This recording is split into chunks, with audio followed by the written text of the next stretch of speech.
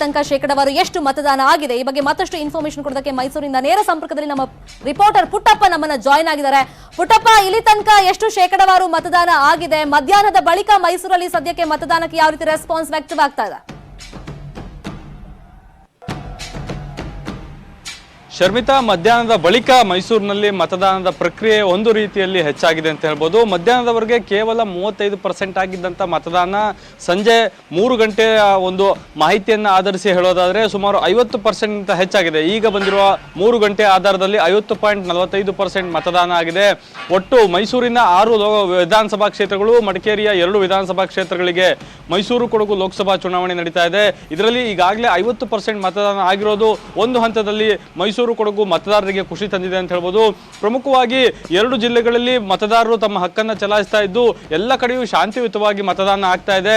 ಕಾಂಗ್ರೆಸ್ ಹಾಗೂ ಬಿಜೆಪಿ ನಡುವೆ ನೇರ ಹಣಾಹಣಿ ಇರೋದ್ರಿಂದ ಎರಡೂ ಅಭ್ಯರ್ಥಿಗಳು ಗೆಲುವಿನ ವಿಶ್ವಾಸದಲ್ಲಿದ್ದಾರೆ. ಈಗಾಗಲೇ ಗಣ್ಯಾತಿ ಗಣ್ಯರು ಅಂದ್ರೆ ನಮ್ಗೆಲ್ಲರಿಗೂ ಆ ಥ್ರಿಲ್ ಇತ್ತು.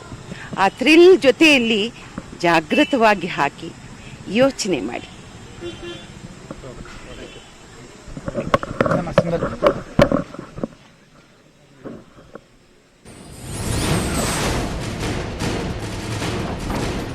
ವೋಟ್ ಮಾಡಿದವರಿಗೆ ಉಚಿತವಾಗಿ ದಂತ ತಪಾಸಣೆಯನ್ನ ಮಾಡಲಾಗ್ತಾ ಇದೆ. ಮೈಸೂರಿನ ಅನಿ ಫೌಂಡೇಶನ್ ವತಿಯಿಂದ ವಿಶಿಷ್ಟ ಅಭಿಯಾನವನ್ನ ಹಮ್ಮಿಕೊಂಡಿದ್ದಾರೆ.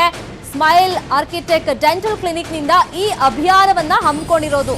ಯಾರೆಲ್ಲ ವೋಟ್ ಮಾಡಿ ಬರ್ತಾರಲ್ಲ ಅವರಿಗೆ ಫ್ರೀ ಆಗಿ ಈಗ ಡೆಂಟಲ್ ಚೆಕಪ್ ಅನ್ನ ಮಾಡ್ತಾ ಇದ್ದಾರೆ. ವೋಟ್ ಮಾಡಿದವರಿಗೆ ಮಾತ್ರ ಅಲ್ಲಿ ಅವಕಾಶವನ್ನ ಮಾಡಿಕೊಡ್ತಾ ಇರೋದು. ಮೈಸೂರಿನ ಅನಿ ಫೌಂಡೇಶನ್ ವತಿಯಿಂದ ವಿಶಿಷ್ಟ ರೀತಿಯಲ್ಲಿ ಅಭಿಯಾನವನ್ನ ಕೈಗೊಳ್ಳಲಾಗಿದೆ. ಸ್ಮೈಲ್ ಆರ್ಕಿಟೆಕ್ಟ್ ಡೆಂಟಲ್ ಕ್ಲಿನಿಕ್ ಈ ಅಭಿಯಾನವನ್ನ ಕೈಗೊಂಡಿರೋದು. ಈ ಮುಖಾಂತರವಾಗಿ ವೋಟ್ ಮಾಡಿ ಅನ್ನೋ ಸಂದೇಶವನ್ನ ಈ ಫೌಂಡೇಶನ್ ಸಾರ್ತಾ ಇದೆ. ವೋಟ್ ಮಾಡಿ ಯಾರೆಲ್ಲ ಬರ್ತಾ ಇದ್ದಾರೆ ಅವರಿಗೆ ಫ್ರೀ ಆಗಿ ಡೆಂಟಲ್ ಚೆಕಪ್ ಅನ್ನ ಅಲ್ಲಿ ಮಾಡ್ತಾ ಇದ್ದಾರೆ. ಮೈಸೂರಿನಲ್ಲಿ ಈ ರೀತಿಯಾಗಿ ಅನಿ ಫೌಂಡೇಶನ್ ವತಿಯಿಂದ ವಿಶಿಷ್ಟ ಅಭಿಯಾನ ನಡೀತಾ ಇರೋದು.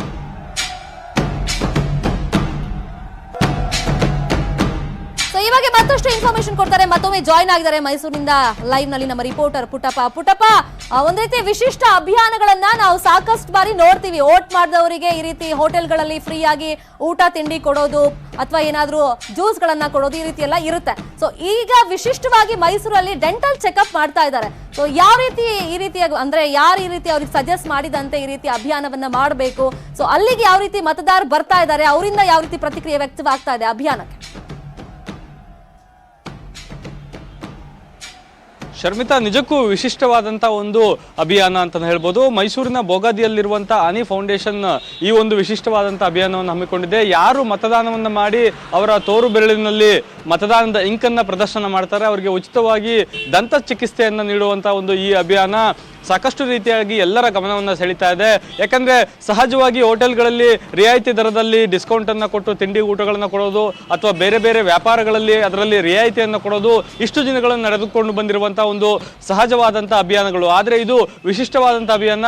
ಡಾಕ್ಟರ್ಗಳು ಸಹ ಮತದಾನದ ಬಗ್ಗೆ ಜಾಗೃತಿಯನ್ನು ಮೂಡಿಸ್ತಾ ಇದ್ದಾರೆ. ಅದರಲ್ಲೂ ಸಹ ಅಲ್ಲಿನ ಡಾಕ್ಟರ್ಗಳು ಈ ರೀತಿಯಾಗಿ ವಿಶಿಷ್ಟವಾಗಿ ಮತದಾನದ ಜಾಗೃತಿಯನ್ನು ಮೂಡಿಸ್ತಾ ಇರೋದು ಮತದಾನದಲ್ಲಿ ಸ್ವಲ್ಪ ಮಟ್ಟಿಗಾದರೂ ಚೇತರಿಕೆ ಕಾಣಬಹುದು, ಒಂದಷ್ಟು ಪರ್ಸೆಂಟೇಜ್ ಜಾಸ್ತಿ ಆಗಲಿ ಅನ್ನೋ ದೃಷ್ಟಿಯಿಂದ ಈ ರೀತಿಯಾದಂಥ ಒಂದು ವಿಶಿಷ್ಟವಾದ ಅಭಿಯಾನವನ್ನು ಹಮ್ಮಿಕೊಳ್ಳಲಾಗಿದೆ. ಇದೇ ರೀತಿಯಾದಂಥ ಅಭಿಯಾನಗಳು ಮೈಸೂರಿನಾದ್ಯಂತ ವಿವಿಧ ಕಡೆ ನಡೀತಾ ಇದೆ. ಬೇರೆ ಬೇರೆ ರೀತಿಯಲ್ಲಿ ಅಂದರೆ ಹೋಟೆಲ್ಗಳಲ್ಲಿ ರಿಯಾಯಿತಿಯನ್ನು ಕೊಡುವಂಥದ್ದು ಅಥವಾ ಬಟ್ಟೆ ಅಂಗಡಿಗಳಲ್ಲಿ ರಿಯಾಯಿತಿಯನ್ನು ಕೊಡುವಂಥದ್ದು, ಹಾಲಿನ ಪ್ಯಾಕೆಟ್ ಮೇಲೆ ಜಾಗೃತಿಯನ್ನು ಮೂಡಿಸುವಂಥದ್ದು, ಇವೆಲ್ಲವೂ ಸಹ ಮೈಸೂರಿನಲ್ಲಿ ಈ ಬಾರಿ ಮತದಾನವನ್ನು ಹೆಚ್ಚಳ ಮಾಡೋದ್ರಲ್ಲಿ ಪ್ರಮುಖವಾದ ಪಾತ್ರವನ್ನು ವಹಿಸಿದೆ ಅಂತ ಹೇಳ್ಬೋದು. Sharmitha, okay, thank you Puttappa, ತಮ್ಮೆಲ್ಲ ಇನ್ಫಾರ್ಮೇಶನ್ಗೆ ಥ್ಯಾಂಕ್ ಯು ಸೋ ಮಚ್.